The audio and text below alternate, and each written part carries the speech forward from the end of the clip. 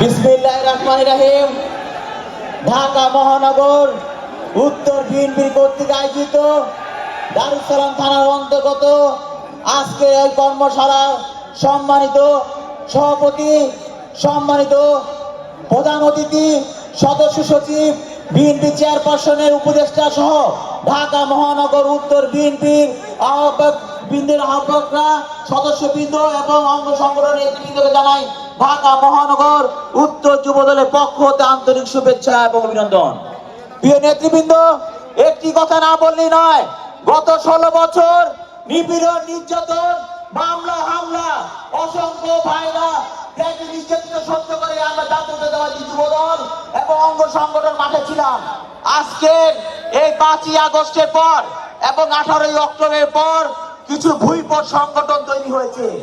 তারা বলছে নির্বাচন করা যাবে না এবং আমাদের অনেককে বেঈমানি আখ্যায়িত করছে।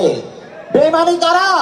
যারা শহীদের রক্তের উপরে দাঁড়িয়ে তার সহকর্মীদের উপর বেঈমানি করে বৈষম্য দল করেছে, আবার নতুন নাগরিক দল গঠন করেছে, তারাই বেঈমান। প্রিয় নেতৃবৃন্দ, এই ভোটের জন্য, এই গণতন্ত্র কায়েমের জন্য, মানুষের সুষ্ঠু ভোটের জন্য আমরা গত 16 বছর রাজপথে নিপীড়ন, নির্যাতন সহ্য করে রাজপথে ছিলাম। অসংখ্য ভাইরা এই দল থেকে হারিয়ে গেছে, অসংখ্য ভাইরা পঙ্গুত্ব বরণ করেছে এই গণতন্ত্র এবং ভোটাধিকার প্রতিষ্ঠার জন্য। এবং এই ভোট হবে কি হবে না এই জনগণ নির্ধারণ করবে, কোন ভুইপট সংগঠন নির্ধারণ করবে না।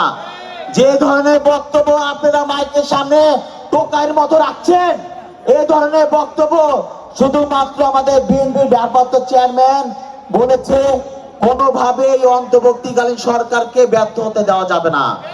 শুধু তার কথার উপর নির্ভর করে আমরা জাতীয়তাবাদী যুবদল, ছাত্রদল, স্বেচ্ছাসেবক দল সহ সকল অঙ্গ সংগঠনের নেতা কর্মীরা এখন পর্যন্ত চুপ আছি। আপনাদের এই বক্তব্য হাত ছাড়ার কোনো সময় দিবেন না, কোনো বেঈমানি আখ্যাত করবেন না। তাহলে হুঁশিয়ার শব্দে বলতে চাই যে আমরা আবার আগের মতো 16 বছরের মাঠে থাকার অভিজ্ঞতা আমাদের আছে, 16 বছর আন্দোলন করার অভিজ্ঞতা আমাদের আছে। হঠাৎ করে উড়ে এসে জুড়ে বসে নাই। জুলাই আগস্টের মহানায়ককে, জুলাই আগস্টের মহানায়ক জনাব তারেক রহমান।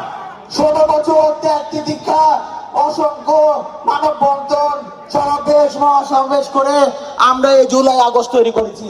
জুলাই আগস্টের মহানায়ক বিএনপি ভারপ্রাপ্ত চেয়ারম্যান জনাব তারেক রহমান। ধন্যবাদ।